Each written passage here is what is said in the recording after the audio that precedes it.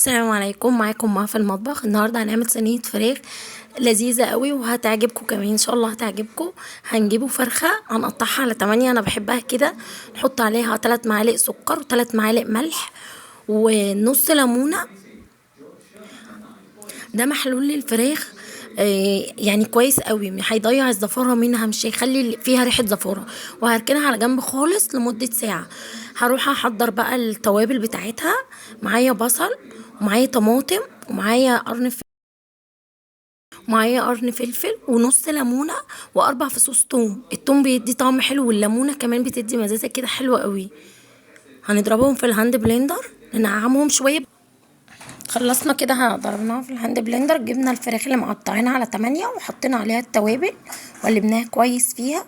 نسيبها نص ساعة كده بالتوابل عشان تشرب التوابل بتاعتها. زينا جبنا بطاطس متقطعة حلقات، هفردها في قلب الصينية.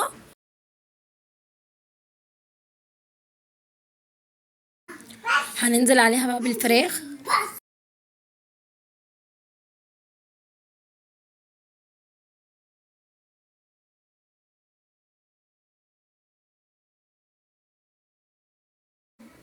هننزل بالتوابل بقى بتاعتها كلها عليها كده.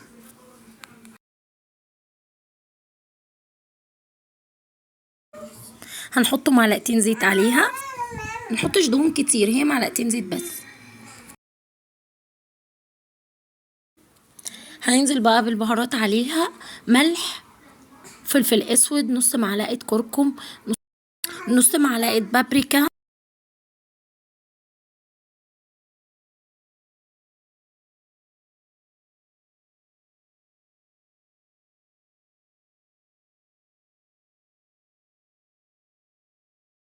كده الصينيه جاهزه بقى. هنقلبوها كويس قوي بالتوابل، وهنحطها في الفرن لمده 45 دقيقه.